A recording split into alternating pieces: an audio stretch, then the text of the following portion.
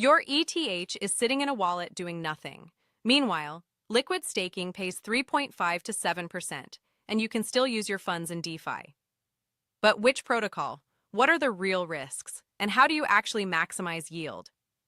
I'm Rachel from ChainSense, and in the next 8 minutes, I'll walk you through everything you need to know about liquid staking in 2026. Liquid staking has become the largest DeFi category. Over $35 billion are locked across protocols like Lido, Rocket Pool, and EtherFi. The concept is simple.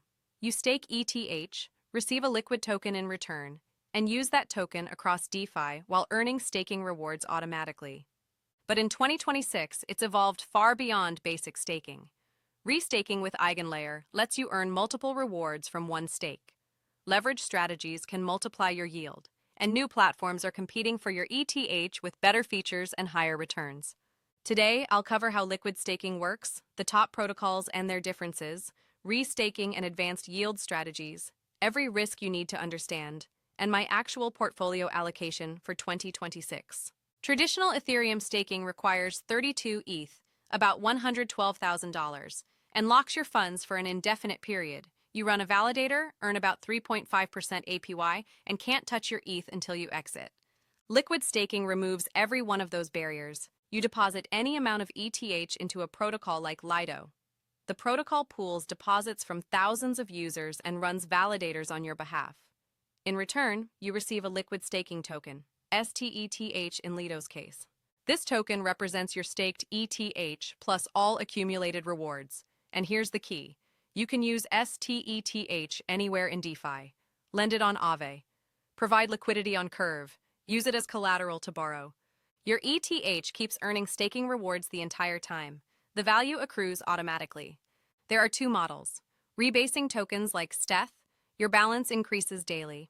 And value accruing tokens like RETH, the token's exchange rate against ETH increases over time. Different mechanics, same result. The major protocols, Lido, 28 billion in TVL, and STETH, Rocket Pool with RETH, more decentralized but smaller. EtherFi with EETH, non-custodial and auto restakes, and Frax with SFRXETH, higher APY through a clever dual token model. Each has different trade-offs. Let's break them down. Restaking is the biggest innovation in staking since liquid staking itself, and EigenLayer is leading it. The concept? Your staked ETH already secures Ethereum. Restaking lets you use the same ETH to secure additional services, oracles, bridges, and data availability layers. These are called actively validated services, or AVS. Each AVS pays rewards to the validators securing it. So your one ETH stake now earns Ethereum consensus yield plus AVS rewards on top of that. One stake, multiple income streams. EigenLayer has over $15 billion locked. Over 200 operators are active. Dozens of AVS services are live. How to participate? You can restake directly through EigenLayer, deposit your LST, and choose operators and AVS services. Or use EtherFi, which auto-restakes for you. Deposit ETH, get EETH, and earn staking and restaking rewards automatically. The risk? Double slashing exposure. If an operator misbehaves on an AVS, your restaked ETH can be slashed by both Ethereum and the AVS. EigenLayer has a slashing committee to reduce unfair penalties, but the system is still maturing. My take: restaking is worth it for the extra yield, but limit your exposure. Don't restake more than 30% of your total staked position until the ecosystem matures further. Beyond basic staking and restaking, there are DeFi strategies that can significantly boost your yield, but they come with proportionally higher risk. Strategy 1.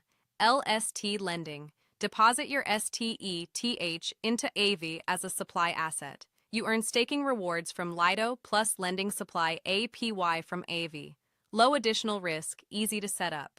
This is where most people should start. Strategy 2. Liquidity provision. Add STETH to a STETH/ETH pool on Curve or Uniswap. You earn staking rewards plus trading fees. Medium risk, impermanent loss is minimal because STETH and ETH are correlated, but it's not zero. Strategy 3. Leveraged staking. This is the aggressive one. Deposit STETH into Aave. Borrow ETH against it. Stake that ETH, get more STETH.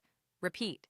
At 3 times leverage, you turn 3.5% yield into roughly 5.75% after borrowing costs. But here's the danger. If Steth depegs 5%, your 3 times position loses 15%. Health factor drops below 1.0. Liquidation, a 5 to 15% penalty on your collateral. This exact scenario played out in June 2022.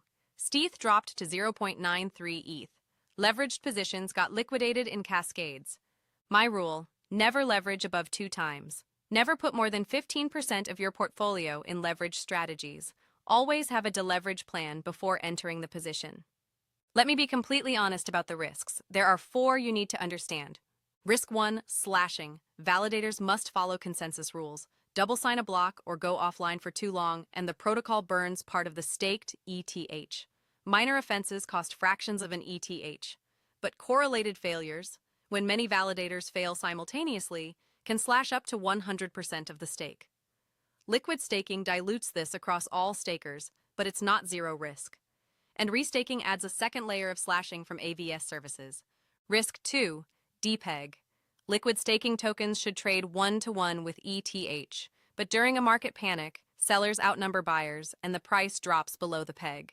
In June 2022, Steth hit 0.93 ETH. Leveraged positions got liquidated. Recovery took weeks. The deeper the liquidity pool, the faster the recovery. Steth recovers fastest. Newer LSTs with thin pools are most vulnerable. Risk 3, smart contract vulnerabilities. Every protocol runs on code. Code can have bugs. Even with multiple audits, no protocol is 100% guaranteed. Stick to battle-tested protocols with billions locked for years.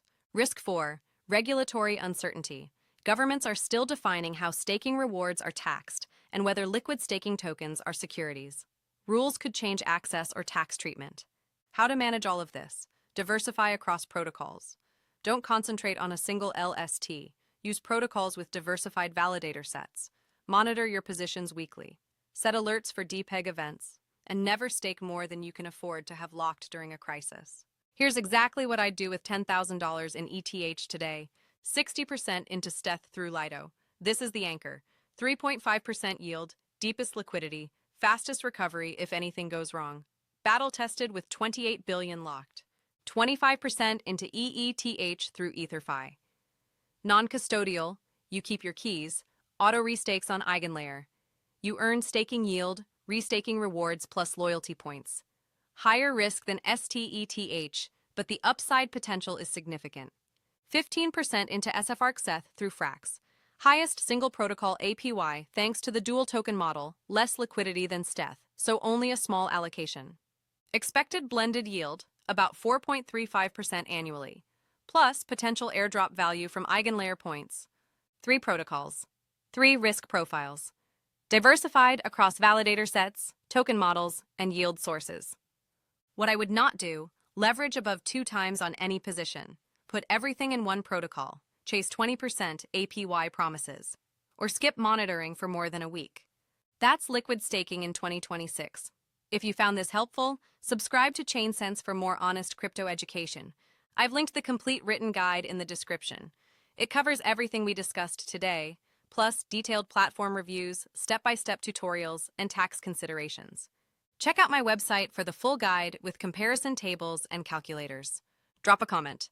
Which LST are you going to try first? I read every single one. See you in the next video.